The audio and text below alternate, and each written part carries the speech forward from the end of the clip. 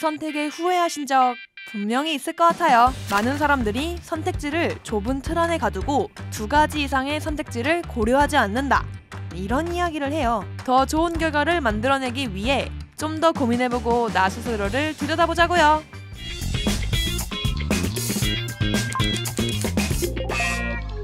안녕하세요 여러분, 스피디입니다. 인생은 B와 D 사이의 C다, 이런 말 많이 들어보셨죠? 탄생과 죽음 사이의 선택, 철학자 사르트르의 유명한 말인데요. 우리는 매일 수많은 선택을 하면서 살아가는데 그 선택에 후회하신 적 분명히 있을 것 같아요. 사소하지만 전 사실 며칠 전에 고르고 고른 옷이 마음에 안 들었는데 환불 시기를 놓쳐서 후회한 적도 있거든요.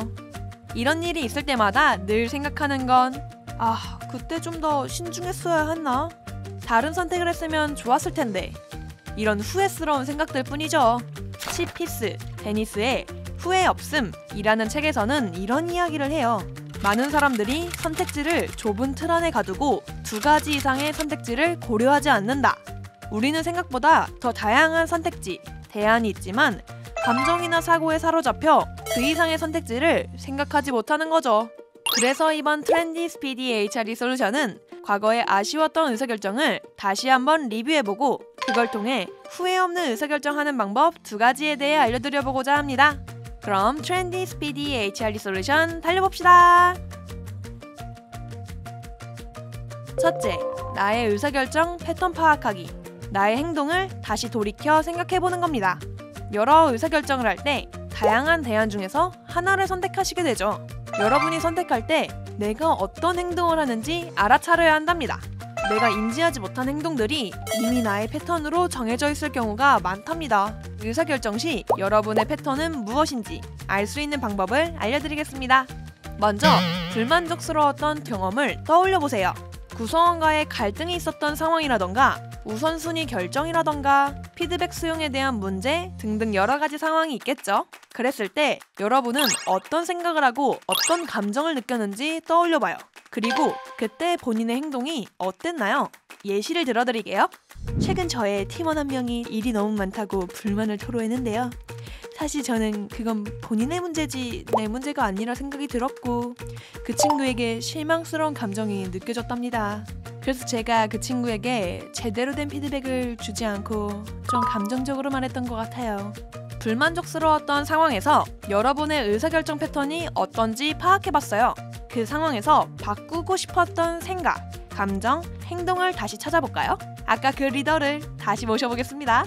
만약 그 상황을 바꿀 수만 있다면 그 팀원의 이야기를 듣고 제가 여기서 책임질 수 있는 부분은 뭐가 있을지 생각해봤을 것 같아요.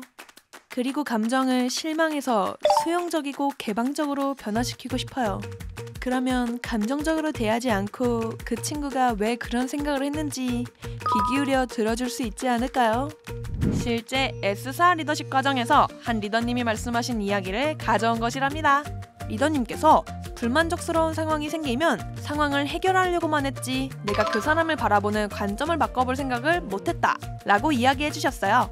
나의 의사결정 패턴을 인지하게 되면 습관처럼 나오는 것들이 어떤 것인지 알 수 있고 동시에 내가 바라보는 관점을 전환시켜주면서 또 다른 의사결정을 할 수 있답니다. 둘째, 결과가 불러올 상황을 예측하기. 아까는 내가 선택했을 때 나는 어떤 행동을 했지를 파악해봤다면 이번에는 내가 선택했을 때 어떤 결과가 올지를 예측해보는 겁니다. 팀원이 일이 너무 많아서 힘들다고 하는데 여기서 내가 해줄 수 있는 의사결정이 몇 가지가 있나요? 일단 이 가지수가 많아야 여러분들이 결과 예측을 더 잘할 수 있답니다. 뭐 일을 줄여줄 수도 있고요. 그냥 해! 라고 할 수도 있죠. 아니면 일정을 조율할 수 있는 방법도 있겠죠? 다양한 대안부터 만들어 봅시다. 그리고 여러 대안들의 이득과 손실을 따져봐요. 결과를 예측할 때 가장 기본적인 사고랍니다. 호텔 예약할 때 어떤 호텔이 가격이 싼지, 서비스는 어떤지 다 비교해서 구매하시잖아요? 의사결정할 때도 마찬가지.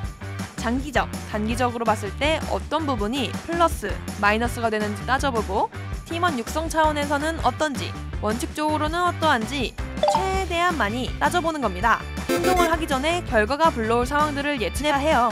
그렇게 따져봤을 때 우리가 더 빠르게 계획을 수립할 수 있고 최적의 결과를 고를 수 있어요. 하지만 여기서 여러분들은 한 차원 더 생각해 보셔야 될 게 있어요.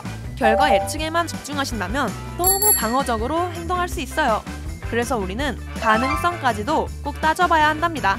가능성도 따져야 우리의 업무들이 현재에 머무르지 않고 미래를 향해 나아갈 수 있는 힘이 된답니다. 오늘은 리더가 후회 없는 의사결정하는 법 2가지를 말씀드렸는데요. 내가 인지하지 못했던 의사결정의 패턴을 파악하고 내가 선택한 결과가 어떤 상황을 불러올지 예측하는 것. 수많은 의사결정의 파도에서 더 좋은 결과를 만들어내기 위해 좀 더 고민해보고 나 스스로를 들여다보자고요.